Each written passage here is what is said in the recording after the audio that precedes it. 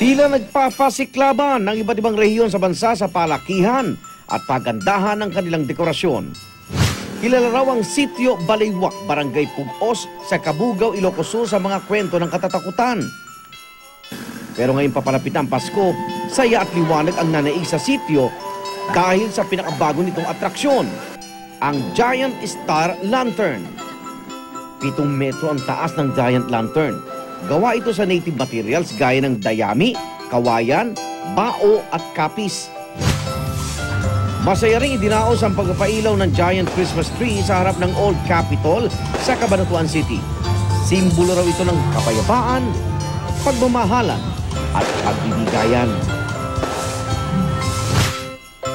Agaw pansin din ang munisipyo ng bayan ng Mlang, North Cotabato dahil sa ilang higanting Christmas decor. Lahat ng mga ito gawa naman sa mga buto ng mahogany tree, mga patapong straw at mga takip ng soft drinks. Ang mga dekorasyon, nilagyan din ng mga butilang mais at pinatuyong dahon na hinulmang poinsettia. Ang lahat na ito gawa ng mga high school student ng bayan ng Mlang.